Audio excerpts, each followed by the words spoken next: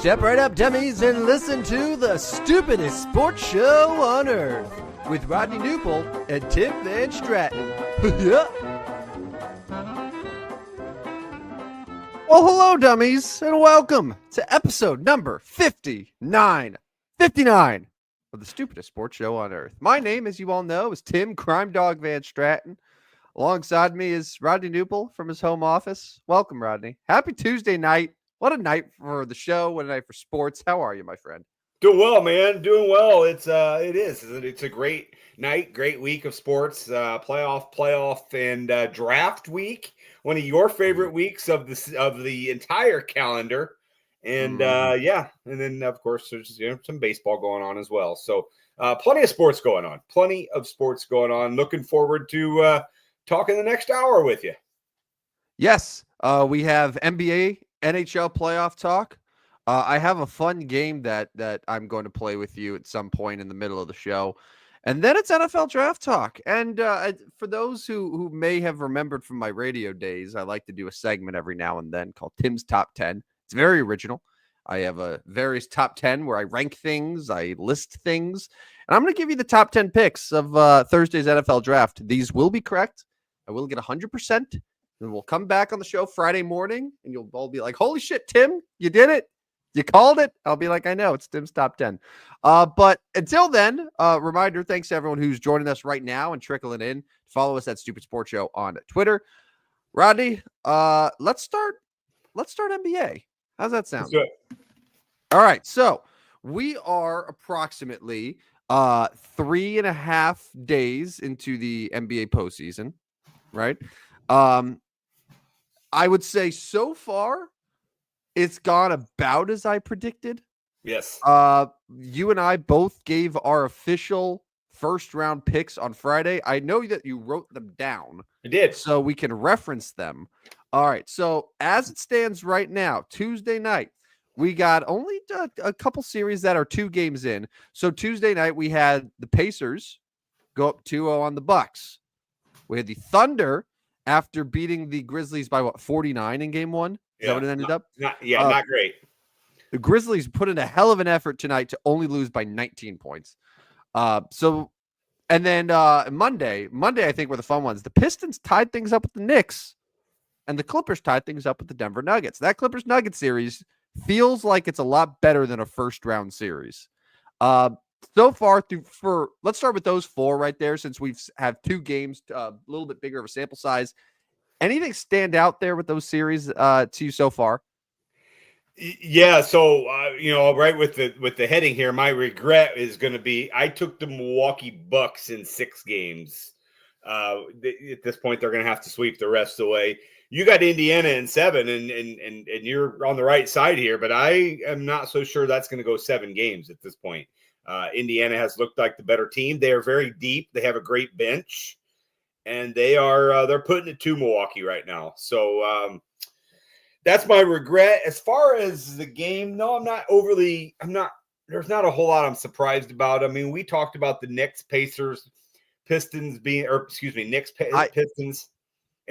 being pesky. I have them in 5 games, so I did not think they would get one in the Garden. So I am a little surprised there. And they almost got 2 in the Garden. They did, yeah. Game 1 on Saturday, it was a pretty good back and forth. Pistons, I think, led at the half, led after 3 quarters, and then the Knicks went on, I want to say it was like a 21-0 run in the span of about 4.5 minutes to pull away. So like the Knicks got that, I was like, all right, this is one of those things where Pistons were tough, but the Knicks just have a little bit more of that experience. They obviously have some of the all-stars. They're gonna do this more often than not. But then game 2 rolls around, and it was following sort of the similar trend, except the Knicks never got back in it. And I gotta say, like, this is kind of what I was curious about when the Knicks formed their new, it's not a super team, right, but they went all in for a championship this year, right? And they moved off of guys like DiVincenzo and Julius Randle to acquire Karl Anthony Towns and Miles Bridges. And Karl Anthony Towns scored 0 points in the 4th quarter. Miles Bridges, I think, scored 4 points in the second half. Those are your two big offseason acquisitions that gave you like 4 points in crunch time in a playoff game at home in a game that you lost by 6 points. That's inexcusable. Yeah, not good. That's really inexcusable. And I think this is kind of where I'm at with that series, at least. I'm sort of at the point with the Knicks where I feel like they're going to win this series, but I give them very, very little hope of realistically contending against Boston in the next round. Yeah, I mean they're gonna have to play much better. They're gonna have to get more out of those two guys. But yeah, and it's not gonna be easy to go to Detroit. I mean, Detroit's gonna be right, that crowd in Detroit's gonna be very excited. They've been playoff starved here the last several years, a lot of years, and so it's gonna be a challenge for them. But you're right, they have to have more. They have to have more from those two acquisitions and. We always talk about the Knicks and where they start becoming too tired. Are they too tired for the physicality of the Pistons? I think that's a question that we can ask. Pistons will beat you up. Yeah, no, I think that they are exposing the Knicks in a lot of ways. The Knicks play a lot through Jalen Brunson in crunch time. Jalen Brunson's their best player, but I wonder how much of it is coaching where it's like, hey, let's get a game plan rather than Jalen Brunson just trying to draw a foul every single play. And if he's not hitting shots, then things are falling apart for them. But that's really my big observation. That obviously you talked about Indiana a little bit. I like the Pacers overall, especially with Lillard not being at 100%. He did play tonight, I believe. Yeah. He was cleared, so he came back, but he had been off for a while. That Clippers Nuggets series is really, really fun. That's a 7-game series if I've ever seen one. Yeah, and the Clippers had every chance and actually probably should have won game one.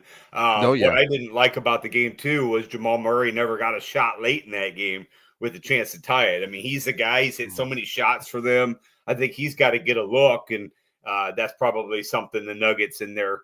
I was going to say Mike Malone, but apparently he isn't the coach anymore for whatever reason. That's what I heard. Yeah, whatever staff they have now. Probably should be looking at maybe getting Jamal Murray a shot late in that one. That series is likely going to go 7, go back and forth. And, you mentioned it before the playoffs, like James Harden's still really good. He's still really good. Yeah. James Harden might be the first perennial all-star in the history of the NBA to move to the LA market and become more under the radar. Yeah. I would agree with that. Yeah. He's very good. His knack has always been, he doesn't play any defense or whatever, but like, and I don't always, and never understand why they say James Harden never passes the ball. I'm like, do you understand that he gets like 8 assists a game? Like, he obviously passes the ball, so he's doing a great job. And then obviously we know Kawhi Leonard has playoff histories, and then you mentioned even last week how deep, how they, and they're not overly deep with Ben Simmons as the backup center. They're other deep guys everywhere. Yes. They're deep everywhere except past Zubac. Like that's really was the difference maker. But yeah, like their wings, their guards, like they're a good team. They're a good team, and if Kawhi Leonard plays every game. And James Harden plays every game, and it's the two of those guys, and you run the offense through them, and you have Zubac playing well. Like, that's a team that could win multiple playoff rounds. Now, I took Denver because of the Jokic factor, and I'll still ride with Denver right now because I think in late in games, I just like their makeup a little bit more. Yeah. But that's a fun series, man. And as far as the other LA team, I got the Laker game on right now. They're up 9-4 on Minnesota. Game one was a little bit of a surprise. It wasn't a surprise that Minnesota just out physicaled them and just because they're bigger. I wasn't expecting them to shoot like 60% from 3. Jaden McDaniels, it was everything that could go wrong did go wrong for the Lakers, and like everything that could have gone right went right for the T-Wolves. Obviously, there's going to be a little bit that comes back on both sides. Is it fair to say that it's a must-win for the Lakers, game 2 at home? I think so. Yeah, you definitely don't want to go to Minnesota down 2-0. the snowball starts rolling downhill quickly at that point. And with Luka, with LeBron, there would be so much media pressure over the next couple of days if they were going to Minnesota down 2-0. Not that they can't come back from that, but for their sake of, okay, this series is still definitely a series. Yes, this is a must win tonight. Have to play better, have to defend better, and I mean, 119-95, right? I mean, that's looks like a blowout, and really it 117-95, and it was a blowout. It was, and every time the Lakers tried to get any ounce of momentum in the second half, the T-Wolves would turn around and hit a shot. Like the Lakers just couldn't get stops. Naz Reid hit every single shot from the corner. Boy, he's good. We've won money off Naz Reid before, so I can't say anything against him. But Naz Reid's really good. Jaden McDaniels is really good. The T-Wolves are a good team, man. They were in the Western Conference Finals last year. Yeah. I'm not going to sit here and pretend that I'm not worried about the T-Wolves, but I also know that Austin Reeves and LeBron James are going to bounce back. I know that Luka Doncic isn't going to have a 1-assist game again like he did in game 1. There are just certain things that are going to change on both sides, but we'll see how it plays out right now. I think that it was just a huge wake-up call. The Lakers are like, all right, well, we clearly just can't rely on talent here. We gotta actually do something to neutralize these bigs that Minnesota has. Yeah, no, we knew when Minnesota was the Lakers' first round matchup that was scary. I mean, I think you mentioned you definitely didn't want to see Minnesota in the first round. You would have rather seen Golden State, right? Between those two, yes. Yeah. I think the Lakers match up way better against Golden State than they do against Minnesota because the Lakers are small. They're a small team. After the Mark Williams trade fell through, it's Jackson Hayes as their center, and he starts, but ultimately they run with a rotation where their biggest guy on the court is Rui Hachimura, 6'8". They're a small team. So the Timberwolves are good. They scare me. Yeah, I love that. Dan comments: LA, CPA, CIA, ABA, USA, Wolves in 5. There you go. Ooh, I'm Dan. Minnesota. He's the president of the Naz Reid fan club. So Minnesota sports, 2 teams in the playoffs right now. Congratulations to the Wild and the Timberwolves for both being there. We'll get to the Wild here in a few minutes. Yeah. So any final thoughts about NBA thing? I'm trying to think. So really, I don't know if I have anything that I'm regretting yet. I was really feeling good about my Magic to make things difficult for the Celtics, and for the first half they did. The Celtics are going to win that series. But Jason Tatum doubtful for game 2 intrigues me a little bit. Could Orlando steal a game in Boston? I don't know. I don't know what the line is right now. I don't know if you have the odds readily available. I'm operating under the assumption that Jason Tatum doesn't play in game 2. Certainly that changes some things. Celtics are obviously still going to be favorites, but maybe instead of the 14.5 that it was in game 1, maybe it's down to 9.5, right? Yeah, so I see 10.5 right now for that game. 10.5 Celtics minus 10.5. 197.5 is the total. Seems low for a Boston team that can really shoot it, but we know Orlando is pretty good defensively. First game only ended up at 189. So yeah, it looks low, but Orlando is just not a real high scoring team. They want to play more of a grinded out. Yeah, the Jason Tatum injury is big. I still think Boston probably wins that one. We got them in 5. I still would say Orlando maybe sneaks out game 3 or 4, and it gets back to Boston, and the Celtics finish it. But I really the only not surprise, but the regret for me would be taking the Milwaukee Bucks, putting my faith in Damian Lillard coming back and being ready, being healthy. And I knew he wasn't going to be fully healthy, but maybe being his impact too much for me. They're in trouble. The Bucks are in trouble. Mm-hmm. Yeah. All right. Let's move on. There's games that are right now, including a game 1. It's weird. There are multiple series that have completed 2 games well before the Panthers and the Lightning played their first game. Yes. Why not?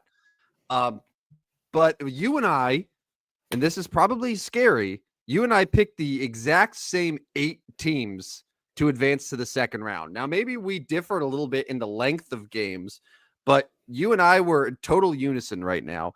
And if I'm not mistaken, the only one that we're currently quote unquote losing is Oilers lost game 1 to the Kings, They 6-5. did. I think that's the only Yeah. one right now that we're currently down in, but we're up or tied everywhere else. So Yeah, so I don't think I have regrets yet.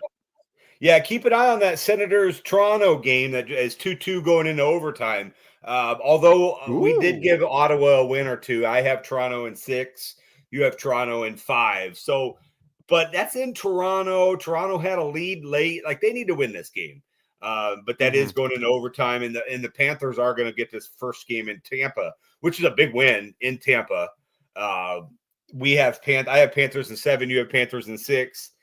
Carolina came away with a 2-goal win tonight. That doesn't surprise anybody. I have Carolina in 4, and you have them in 5. So, yeah, I don't think there's any surprises. My St. Louis Blues have been competitive. I mean, they led heading into the third period of game 1, and then last night 2-1 loss. But the better team is Winnipeg. I mean, you can't argue that. I mean, Winnipeg was the best team in the West, best team in the National Hockey League. Connor Hellebuyck hasn't even been all that good, but the Blues just haven't taken advantage. They have to hope that they could come away with a Thursday night game 3 win. That's Sunday for Jets Blues now. So got a little time here. Hopefully the time off can heal the Blues, and maybe they can get 2 at home and bring it back to Winnipeg all tied. I didn't realize that Connor Hellebuyck was the favorite to win the MVP. Not just the Vezina, but the whole MVP, like the Hart Trophy. I learned that because there was some like NHL player poll or exec poll or one of those sort of polls that you see, and it's like who should be the winner of each award. And Hellebuyck was the overall winner for Hart. And I didn't really think about it because, there's been a couple good players like Leon Draisaitl obviously had a really strong year. Nathan McKinnon was really good for Colorado, but I guess Hellebuyck was so far and ahead of every other goaltender and obviously playing on the best team in hockey, and the Winnipeg Jets won the President's Trophy. I guess I didn't really put 2 and 2 together that he's also going to be the MVP this year, which doesn't happen very often. But yeah, I mean, listen, the Blues are making him look at least a little human. That's why I think that they could absolutely win at least 1 in St. Louis. I think that'll be I don't think the Jets are just going to roll all over them. I do not. I think the Blues can at least get 1 here. Yeah, I mean, with a Jim Montgomery coach team who played well late in the year, you would think they would be able to battle back. They would play well and find a way to win. It probably has to be Thursday night because I'm not sure they're going to I don't know. If they get down 3-0, I think the snowball could really go downhill and be a loss there. But yeah, I mean, if they can win Thursday, maybe it is a series. But I'll still take the Jets in 5. You've got the Jets in 6, so maybe you're hoping for back-to-back win in St. Louis. But I'll take them in 5. I'm giving the Blues some respect. They got a good team. They got a good coach. I'm giving them their proper due. Stars Avs are 1-1. Dallas was able to escape with a victory, at least 1 win at home. You and I kind of got backed into a corner a little bit, not realizing that Dallas was sort of on the on the slide. But at least they won 1 at home. But now they got to go to Colorado, so we'll see where it goes. Colorado is going to be a big favorite, I would imagine, for those games at home. Vegas won game 1. Kings beat the Oilers. You and I both have Edmonton. I'll still pick Edmonton. I know the Kings, they got a big early. They had a 4-goal lead at one point. They blew the entire damn thing, but still ended up winning. Did you see the harmonica national anthem, by the way? I know, I'm aware of it. I did not see it live. No.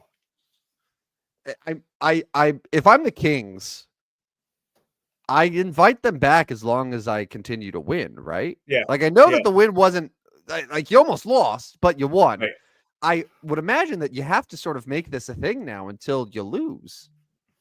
I mean, yeah, sure. I don't know if they're available to come back again, or maybe they already had it booked. But you get rid of what's booked and you keep bringing them back for game 2. But yeah, I mean that seems Oiler like to give up 4 quick goals early in a game and still be able to tie it and then come and lose that game. It just seems like something the Oilers would do. Like if I was predicting a team that would be down 4-0 and still tie it up, it's probably Edmonton. They're pretty herky jerky. They could get swept in the series and they could win the West. I truly believe that about Edmonton. Dan says awfully convenient. Matthew Tkachuk comes back off IR for game 1 and has scored twice already. I mean, it's convenient, but it's also like Matthew Tkachuk's very good. Yeah. And it plays for the back-to-back Eastern Conference champion and reigning Stanley Cup champion. Yeah, they're good. Yeah. He may also mentions that Hellebuck is the favorite at DraftKings -125, Draisaitl at +120. FanDuel has it quite different. He's got Draisaitl at -160, Hellebuck at +145. So let's head over to FanDuel, folks. I mean, I don't think we have any ties to any sports books, right? We can advertise. Are you going to put the bet in live show on Hellebuck? I have to. Yeah. Sure. Maybe we'll move the line. Maybe.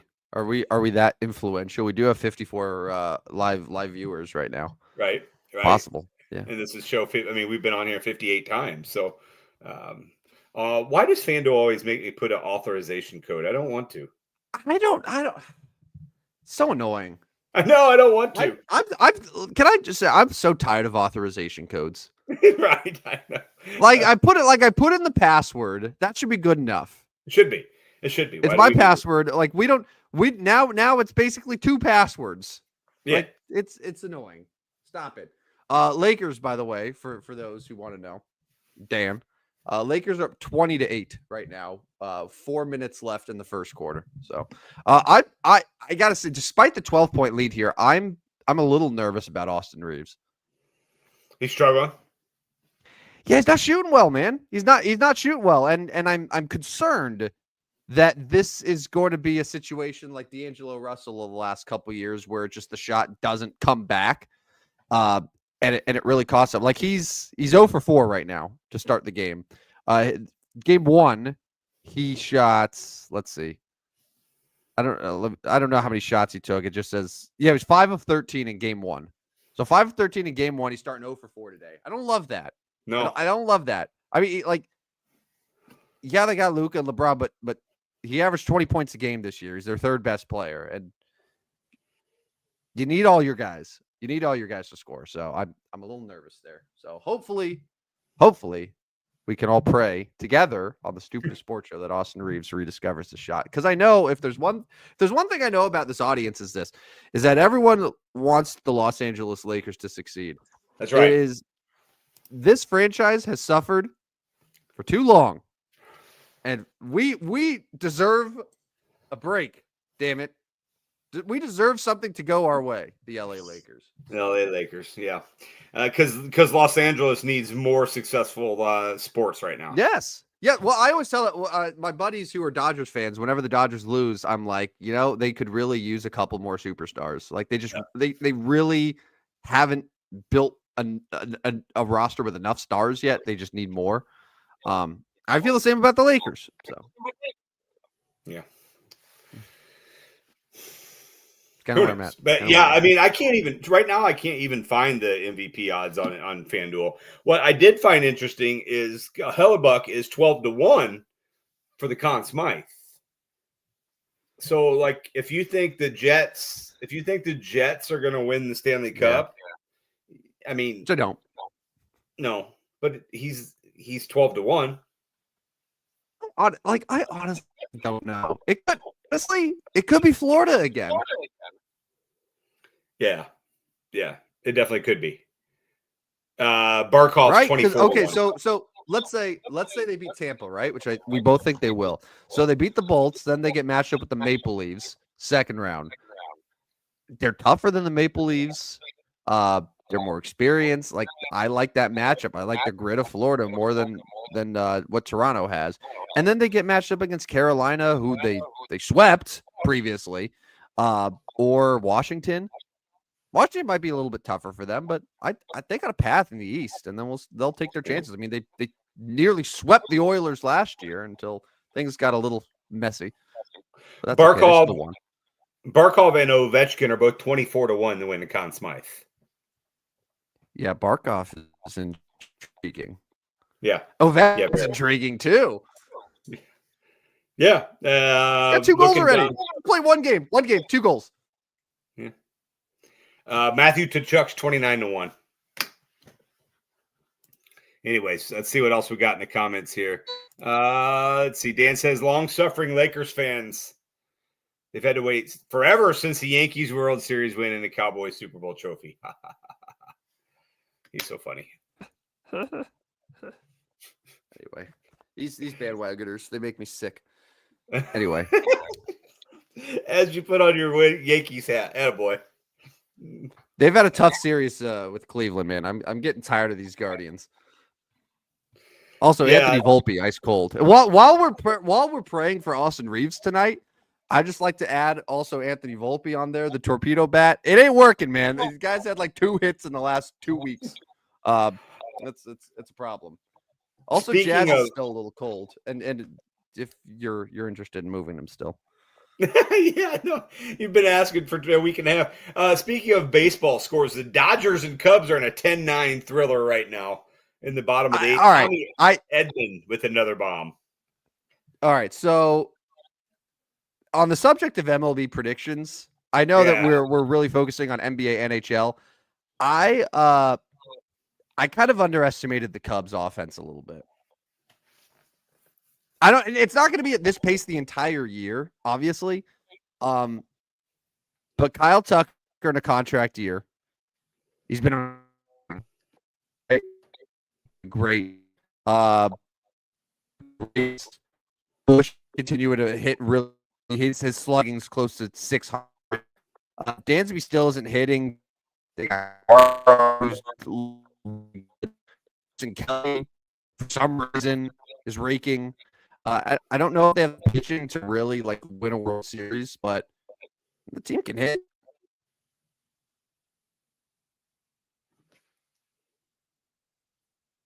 Lost you there. You lost me. I can hear you. We're cutting out a lot, but yeah, no, the Cubs offense. I mean, I was looking at Kyle Tucker, 302. He just hit another home run tonight. I mean, I don't know. Is anybody in the Central going to compete with them? I mean, we laughed at Milwaukee, but they're the only team I think that stands any chance. You liked Cincinnati, but I'm just not sure anybody in the Central is going to compete with the Cubs, unfortunately, as a notified Cub hater. But I don't know if Milwaukee can. I don't think Milwaukee has it this year. I know who doesn't have it. I know the Pirates don't have it. And I know the Cardinals don't have it, unfortunately. No. Yeah, I feel like the Reds are going to be a team that has they're going to have not necessarily Tigers-esque, but I feel like the Reds are going to be one of those teams in the second half that has a stretch in August where they win like 14 out of 16 games and gets right in the mix and puts the pressure on. That's the hope with the Reds. But so far, I'm not feeling great about them. Brewers, I'm kind of with you. It's like, all right, they're just sort of there. They'll have a winning record. I don't know if they're going to be 90-plus wins again. They lost too many guys, man. Like Burns gone and Devin Williams gone, and like they just eventually you need talented players. You can't just keep replacing your players with slop and then just get the same results. I don't know. Agreed. Well, that's there's our baseball talk for the night. You have a little segment. You have a little segment you want to get to, right? I do. Yeah, real quick. So all this talk about NBA playoffs, NHL playoffs, 29-13 Lakers, by the way. So keep your prayers up. They're working right now. All right. So all this talk about playoffs, and I was thinking about, okay, let's say that some really sick, twisted person said, Rodney, I'm putting a curse on you. You are only allowed to enjoy 3 championships for the rest of your life. You got to cut the rest out. So I put together this little list here. It's not really a list, and this is the production value of the show. Like I went and I found all the logos and stuff. So there's 12 events, championships, however you want to put them. All right. So we at top row, we got the Super Bowl, World Series, NBA Finals. All right, all pretty standard. Second row, Final Four. I didn't do the NCAA tournament. I did just the Final Four. Got the Masters, and then we got the Stanley Cup Final. Then we branch out a little bit. We got the Kentucky Derby, the College Football Playoff, and then Wimbledon. Finally, I have the World Cup, the Tour de France, And I just put the Olympics. I don't know. Your favorite Olympic I don't even know what your favorite Olympic sport is. I don't think you're a huge Olympic guy anyway. But so if you could only enjoy 3 of these championships, these events, and you had to get rid of the rest. So it's 3 out of 12.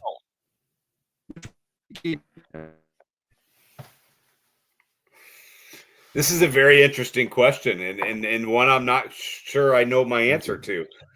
Thank you. I found it so I think just the Final Four is a little fair. You know what?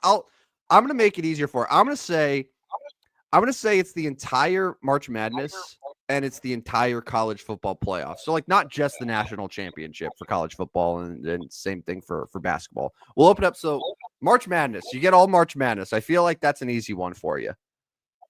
Yeah, no, that one's definitely coming with me. Out of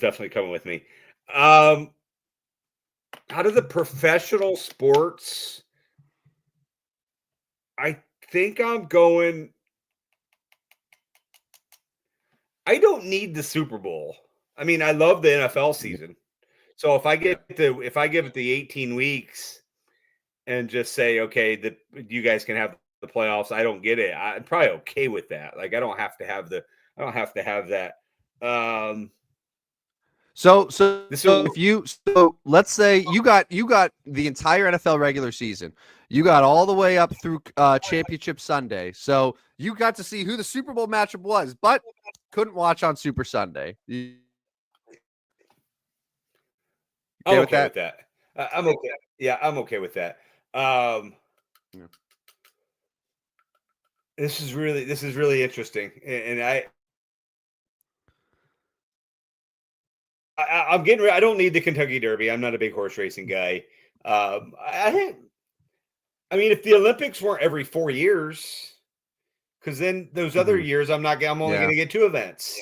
But I mean, I'd like that the Olympics are here. I'm not an Olympic hater. I'll keep the NCAA tournament. How about since the Olympics, same with the World Cup, right? It's a little fair. So World Cup and Olympics, you get the entire thing. So you get all the World Cup, you get all the Olympics. Like you get to watch all of them since they're so infrequent as opposed to the other ones. Just to even things out a little bit. Man, I don't know. I still have I like the World Series a lot. I mean, I do, but do I like it that much? It's October, so football's still going on. Yeah. NBA Finals, kind of where I'm at. NBA Finals is I think I'm more about the chase. Like I wanted to see who got there, but yeah, I don't know as if I care who wins it. Masters. You're definitely keeping the Masters. Stanley Cup Finals fun too.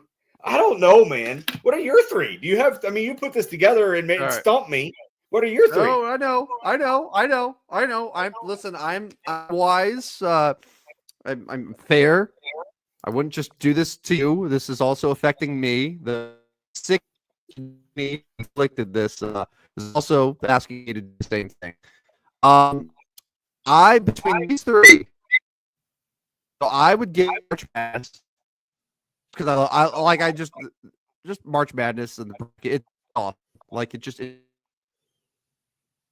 I will you Masters as 4 days. And 2 things every year, every spring, just like goosebumps. It means that better days are coming when you have those 2 events, right? So I would take March Madness for sure. I would take Masters for sure. And I have been going back and forth to figure out what my 3rd is going to be. For years, it would have easily been World Series just because like baseball, but Rob Manfred did a great job of killing my love of the game over the years. I probably would have to say no to the World Series now. So I think I go Super Bowl just because it's Super Bowl and it's just I'm a football junkie and it's just like it's the thing. And it's like, all right, like Super Bowl. All right, cool. So, and it's all like I get February, then March, and then April, and then I'm done. Apparently, I'm done celebrating any championships for the rest of my year. So I'm just gonna have a very, very fun winter and spring, and then be done after that. But I think that's where my lean is. Yeah, so kind of looking at it too, like I think so NCAA tournament, I think I'm going to take the college football playoff now that it's expanded a little bit. Whoa. And then Didn't see I that know I coming. mentioned I could leave the Super, but I think I'm going to take the Super Bowl as well. Everybody else is going to be partying on that Sunday. I feel like I need to be involved. So mine are like, so I'm Yeah. going like Yeah. I'm You going you like would you can't go to any parties if you can't do the right. Super Bowl, or you go to the parties and then you just like be in another room while everyone else is watching the game because you can't watch. That sucks. Yeah.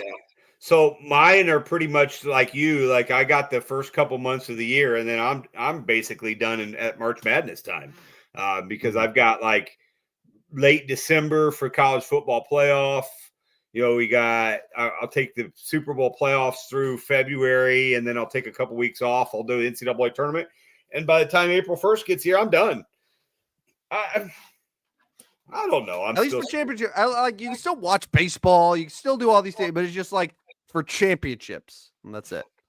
no. I'm good with that. I'm good with that. I mean, in World Series. I'm with you on the World Series. Like I can, Manfred, Stanley Cup play. So the problem for me with the Stanley Cup playoffs is I can't get into hockey in June. Mm-hmm. June's just not a hockey month for me. Even when the Blues played, and obviously, like this was different because I was very excited for the Blues. It was, my team, and you and I had the fortunate we were able to go to a Stanley Cup game. One of the coolest times we had right there. But just hockey in June, like going outside and being like 90 degrees and seeing a game inside on ice, it's different for me. I look at hockey as a winter sport, and I don't know. So Stanley Cup in July in June is odd. NBA Finals, I don't know. Like NBA Finals go because you don't really have an NBA team though. It's like correct. this is the problem with what we did here. So obviously this is on Masters. That for me is awesome and Super Bowl. But like I'm leaving out all of the things like NBA Finals means if Lakers make the finals, too freaking bad. Like can't watch. Yeah. The Ducks make it to the Stanley. Oh my god, if the Ducks were the Stanley Cup final and then you tell me I can't watch it, like I would absolutely I would become a psychopath. Like I would Right. go mental. That would be terrible. That's a terrible thing. So like eliminating all the ones where I have like a team that if they make it, I couldn't watch, like that would be horrible. Yeah. So Yeah. that's the downside there. That's the downside. But like I'm so used to my teams not being in it at this point where I'm just like, all right, what's the best overall event, best viewing experience where I know consistently year over year it's going to be enjoyable. So that was sort of the basis of what I took. Yeah, that's interesting. Interesting question. Definitely, I'm still thinking. I'm still doubting myself here. So Yeah. that's a you did good work. Well, if you change your mind at any point, then you can mention it before the end of the show. But I just There we want to go. throw that out there. See where you were All right. at. See where our listeners were at. I'm shocked that Hockey Guy Dan took the Stanley Cup first. Right. Right. Yeah. No So doubt. stunned. I mean, yeah, he took the Stanley Cup. He took World Cup and Super Bowl. Okay. All right. I'm just not a soccer Yeah. guy. I mean, world I don't need, like I don't need the World Cup. I like soccer. Obviously, I'm not crazy diehard about it, but I do really enjoy the World Cup. I do like that when it's on, but it's really hard to take World Cup over like March Madness, right? Yes. I just can't do that. Now it's at least a conversation if you get a World Cup every year, or if you get Olympics every year, but you don't. So that's one of the drawbacks to it as well. So, all right. Now this would be a fun one. If one of those events was the NFL draft, what would I do? Because I love the draft, man. And here's the great thing about the draft. And I'm not even gonna lie when I say this. Like, I'm not a college football junkie, right? So, No. like, I like college football. I watch college football. I bet on college football. But I would never claim that, oh my God, I know all of the prospects. I've seen all of these players play. I just like the draft. Like it blends college and NFL together perfectly. It is just and maybe it's just because my team is so bad that like this is really what I have to look forward to pretty much starting in October. So it's like 7 months of buildup leading up to the draft. So like this is my Super Bowl, right? And I'm basically, if you're a fan of a bad the draft. You don't. You're not going to be in the actual Super Bowl. It's like, this is it. But the draft is just something, I don't know. Like, ever since I was a kid, even I would just watch like used to be 3 days before. Well, no, it used to be 1 through 3 and then rounds 4 through 7. Like, I watched all that shit, man. I was like a kid and I would watch the draft. I don't even know who the people were. I just watched it. Mel Kiper is amazing. And I still do. So yeah, and I don't get a chance to watch the draft too much. More in my St. Louis Rams days when they were in town, and I followed them a lot closer with season ticket holder. I would follow because they would need players. Like, it would make a difference. But without a team, it's different. And but I'm kind of more into what draft now for like the headlines and the marketability. Obviously, what city they're going to go to, what teammates they're going to have, things like that. The storylines around the draft are interesting for me too. And then, of course, putting it together on how good the teams are going to be, what it does to betting odds, things like that. So, but without further ado, I think it's time for you to give your top 10, right? Yeah, I think I will. So my Tim's top 10. This is a old radio segment I used to do. The premise is simple. Whenever I feel like I want to do a list of 10 somethings, I do it, and it's a top 10. And it's really easy. I used to do, like, back in the day, I used to do a top 10 mock draft for weeks. Every week there would be a new one leading up to the actual draft, but I only do one now. And despite all the rumors, all right, so I'll preface with this. There were so many things flying around about, so-and-so, the Browns and the Giants are now fielding calls for the 2nd and 3rd pick. The Bears are going to move up. The Jaguars are going to, like, we always hear this talk right before the draft. And it's always bullshit. It's bullshit. And then we get to the actual draft day, and all of the rumored trades and the crazy moves, they don't happen because all the stuff is just getting floated out there by agents, by teams, like whatever. And at the end of the day, it comes down to, like, sometimes the obvious thing is the correct thing. And I think we saw that last year. We're all these teams are going to trade up and trade up to 2 for Jane Daniels or trade for Drake May. And it's like, no, none of that happened. And then it just went exactly how we all expected it. And I think that's what we're going to get. Because I think, like, this draft in particular, it's very, very top heavy. You have a group of 6, 7 prospects that are way above everywhere else. So it's like, yeah, of course that they're going to go in the top 6, and then we'll see what happens after that. So without further ado, this is how the draft's going to go on Thursday. I will do this for you, Rodney, so that you don't have to watch. You could just go by this and assume that I was correct the entire way. So, number 1, the first pick of the NFL draft went to the Tennessee Titans.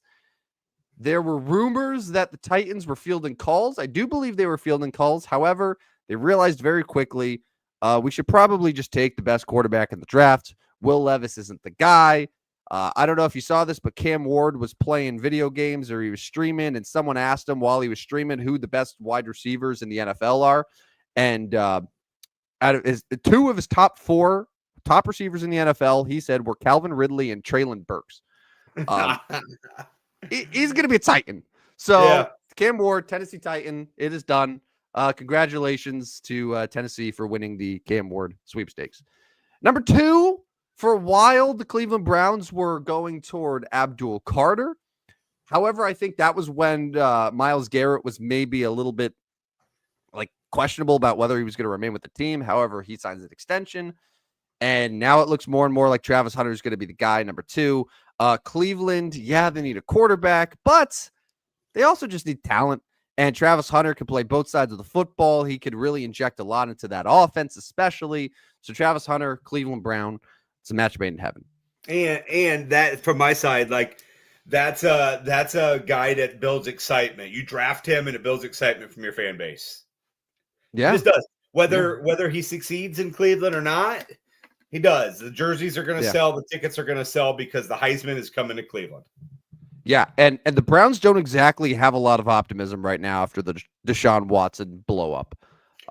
So no, but people will come and see him play, or will buy his jersey to, the optimism will be there for a little bit. We saw that with the Bears last year. The optimism in April, May, June, July, August was off the roof for the Chicago Bears.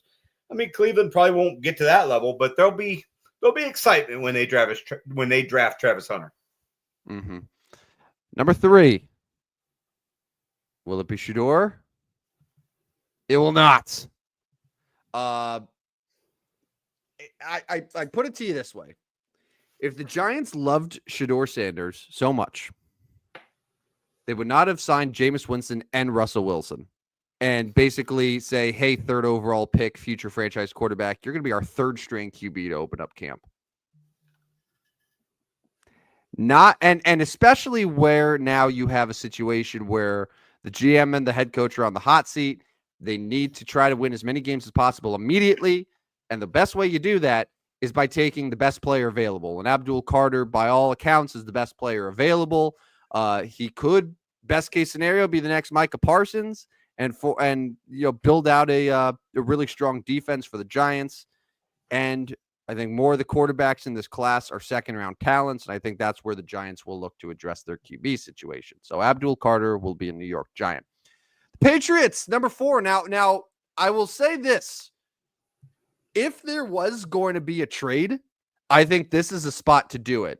And you think about a team like the Chicago Bears, you think about a team like the Las Vegas Raiders, I think this is potentially where you might see movement, if any.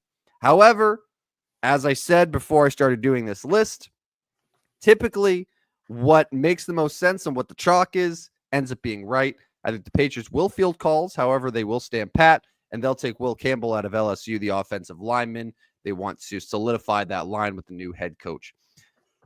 And now the draft really starts for me at number 5. Today, Rodney, there was a new favorite to go 5th overall to the Jacksonville Jaguars.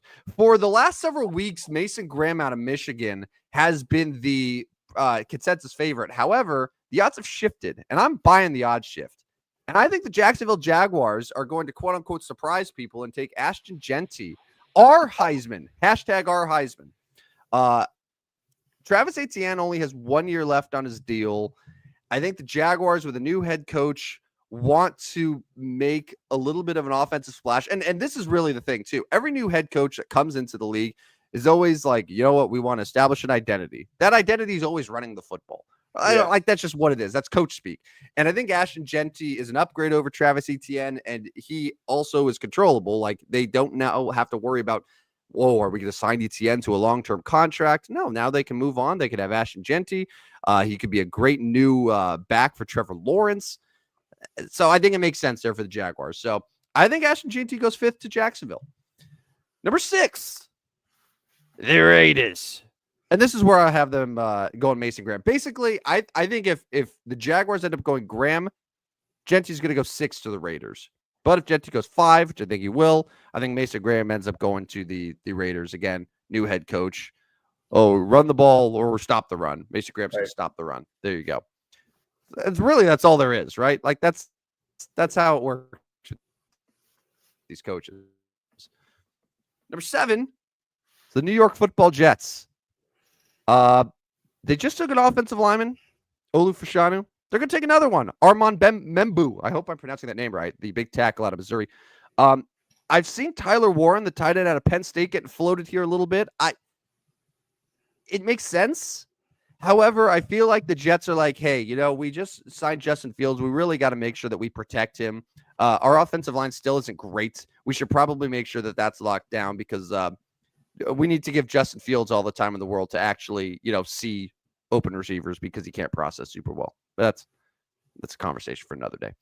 Panthers, I think it's between 2 guys here. I think it's going to be Teet McMillan, the wide receiver, or it's going to be Jalen Walker. I went with Jalen Walker out of Georgia. I think the Panthers are also a team that could trade down from this spot pretty easily, depending on how the board. I'll tell you this with the Saints here. Despite me saying that this top 10 was going to be for sure, I have no idea what the Saints are going to do.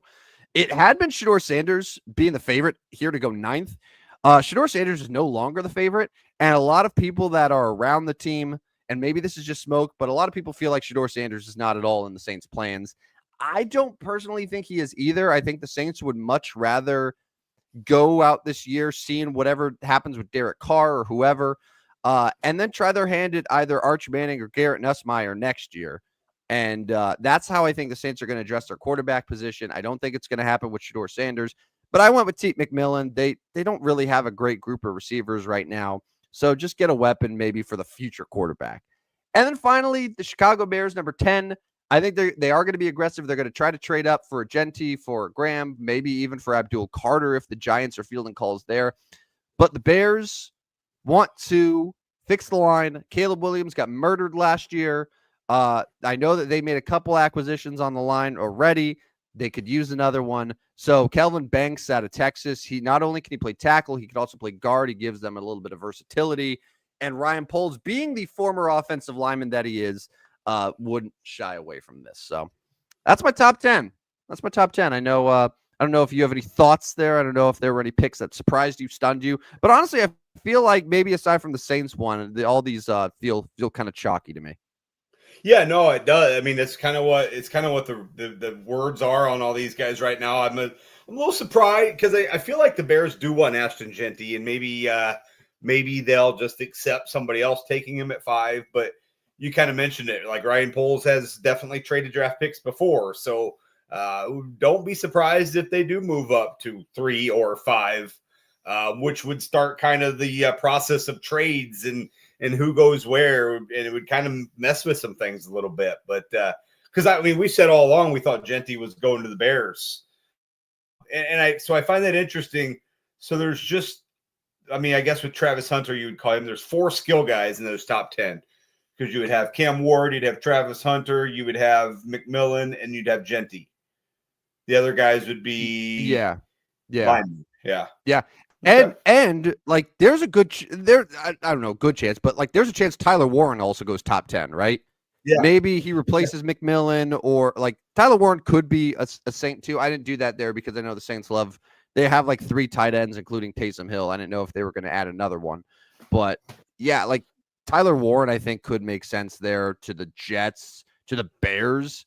Like I've seen Tyler Warren mocked to the Bears quite a bit too, which is interesting because they did extend Cole Kmet, and I don't know if tight end is necessarily a huge need for the Bears right now, but I don't know. Who's to say? Who's to say with them? Well, we'll find out in less than 48 hours. What is your typical draft night look like?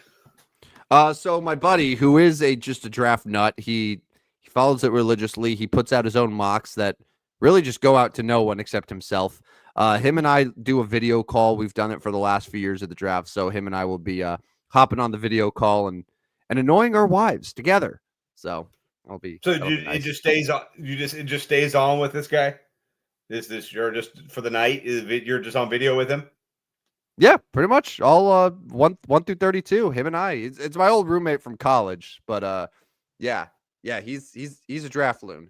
Like I'll get texts out of the blue, random mornings where he'll just be like, he's like, man, you know, I really think the Broncos are going for this guy. Like he's not even a Broncos fan. He just will just give a take about whatever team because he's just like so plugged in and following all the news. So yeah. I like seeing his mocks, and he like reacts to his mocks live, and he's got like 100 bets on all these different stuff. He's like, all right, look, it looks. I grabbed Genti at 9-1 for 5th overall, but now I'm going to see who else has value there. Maybe Graham, and so he's going to just like throw all these futures bets out there. It's amazing. So I like watching it unfold with him. So that's my draft plan.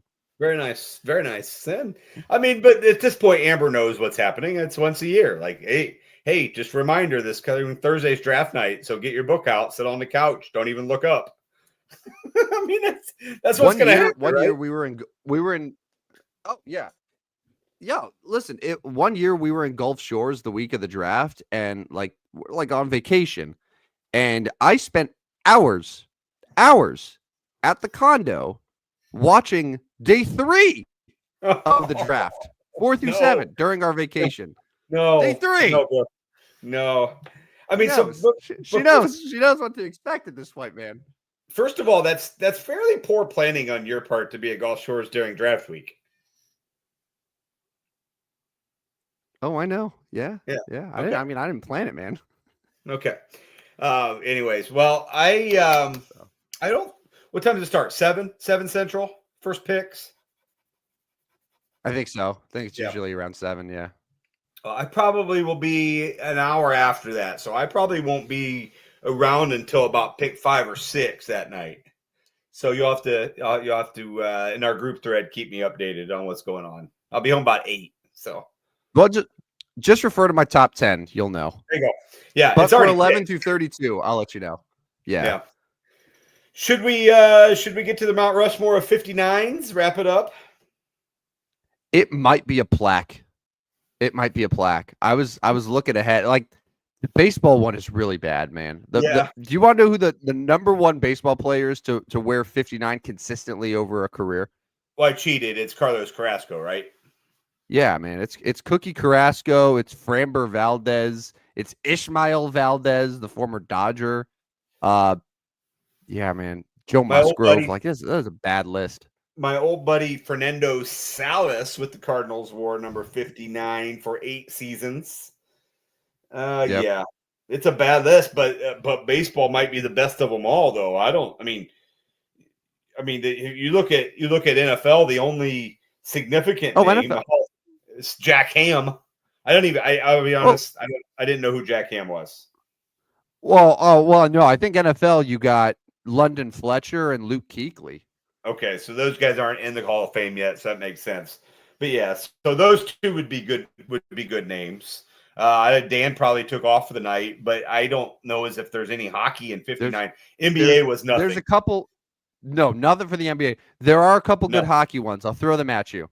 So we got Roman Josi, the longtime Nashville Predator, and then we got Jake Gensel, Cup winner with Pittsburgh, now with the Tampa Bay Lightning. So like current guys that are playing, but Roman Josi, Jake Gensel, pretty good players. But so here's the thing.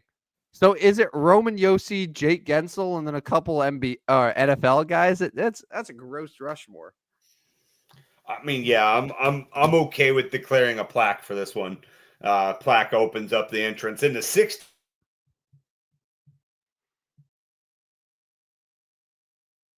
Because, like I said, I'm not sure these numbers.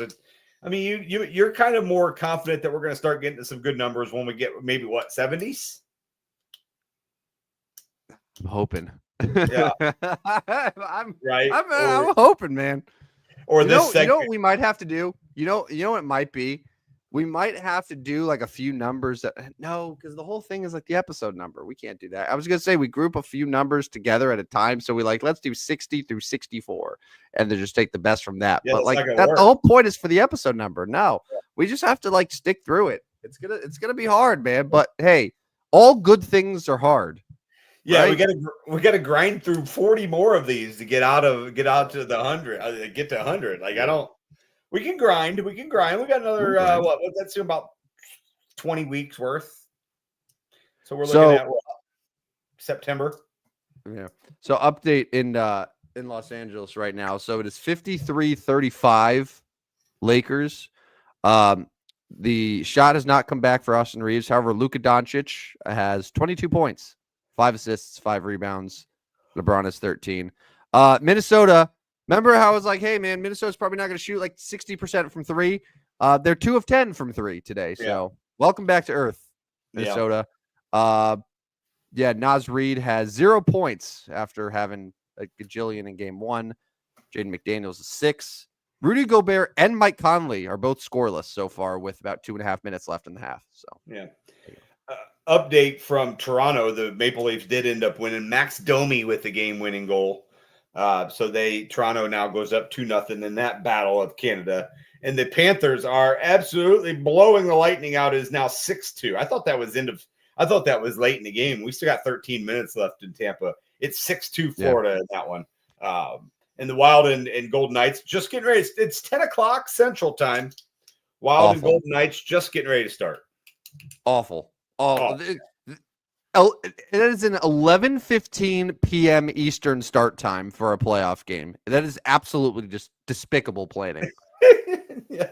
What the hell is that, man? What the hell is that? Yeah, I mean, fortunately, Minnesota will have most people in the Central Time Zone. But Dan, who lives on the Eastern Time Zone, is staying up Right. for this game. 11:15 start. It's That'll a be over, Tuesday night. right? And we have seen playoff games go not one but two overtimes before. Like if this game goes overtime, you're looking at like 2 o'clock on a Tuesday night. Sorry, bro. God, I hope it's one of those 2 overtime, 3 overtime games. I hope so. I hope I wake up at 6 o'clock and the push notification just comes in right at that moment. Be like, 8 overtime thriller in Vegas.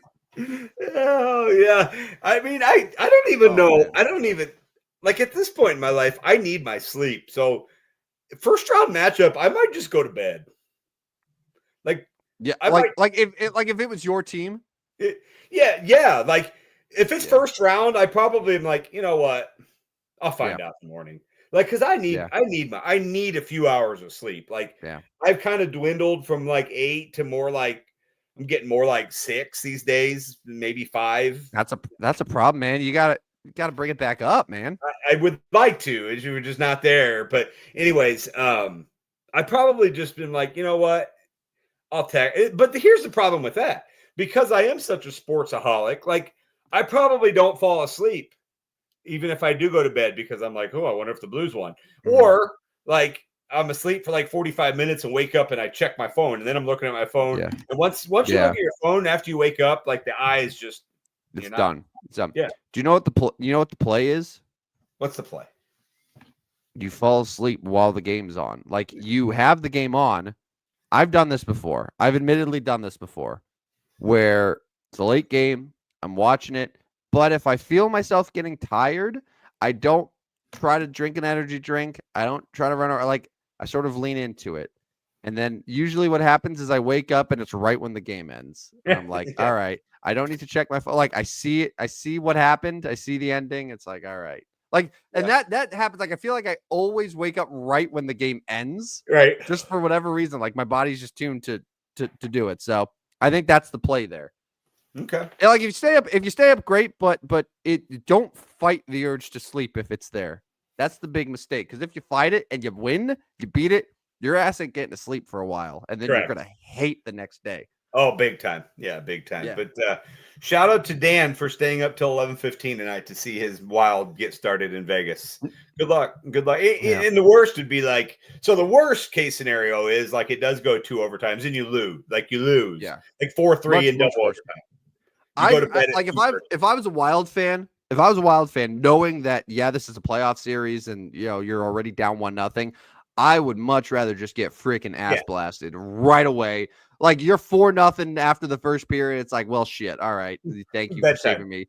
Like rather than like a 1-1 nail biter and like, yeah, just like kick my ass or just there needs a blowout either way. Like that's what you need. So speaking of getting ass kicked, Substack has not been pretty this month. I am down this month. So a little today's been good. So I'm gonna get back towards the positive numbers, but 13 units down in April. But still 21 units ahead for the year. So like we're Hurricanes, Maple Leafs, Lightning. Ooh, Lightning's not good. Vegas. I had the Cubs. They just won it. Did you take Lightning plus 1.5? Or no? Were they favorites?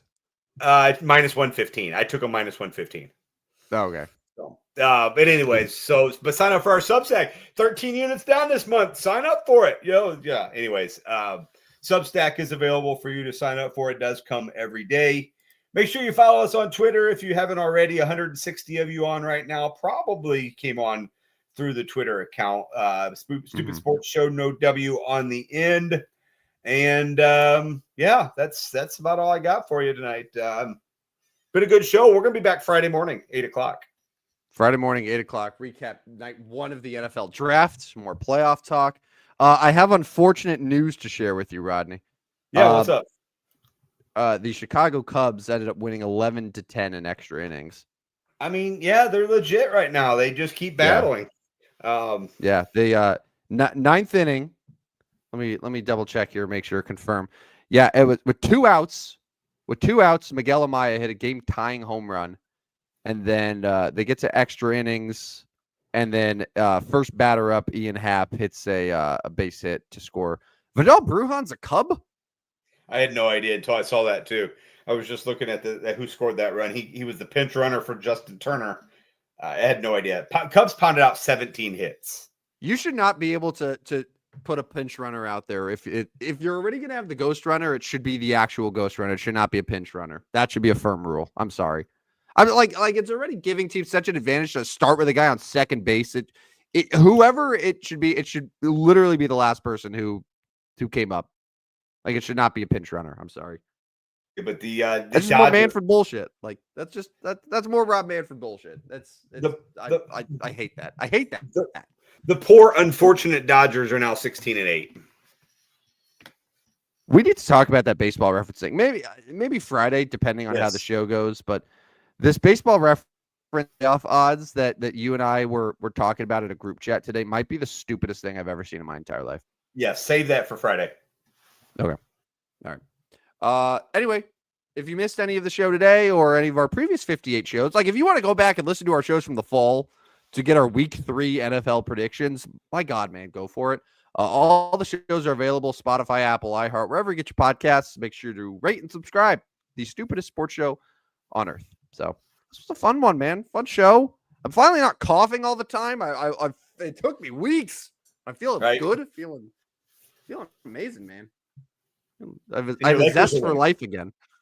And your Lakers are winning. They are winning by 50 points right now, so hopefully they got a good second half. Hopefully they just don't get on that bullshit and just hit everything and keep Naz Reid away from the corners. Like, that's really what it is. If you get Naz Reid anywhere except the corners for those threes, man, like, you're good. You got a series again. But my God, keep him away. Keep him away. He doesn't miss. He doesn't miss from there. It's insane. He's a good player. Good team. Good team. It's a shame that I have to root against them because I do like the T-Wolves. I do. I do too. Nice players. Nice players. Good players. Good players. All right. Well, for Rodney New, for his home office, this is Tim, the Crime Dog Van Stratton. We'll talk to you Friday for episode 60. Can you believe it? The stupidest sports show on earth. I'm really excited about that. But good night, everyone. Stay safe. And for those who are watching the Wild Golden Knights game, it's good luck to you. Just good luck. Yeah. You're much braver than I am. Yeah. All right. Well, that does it for the show. This has been the stupidest sports show on earth. See you guys. Step right up, dummies, and listen to the stupidest sports show on earth with Rodney Newbold and Tim Van Stratton. Yeah.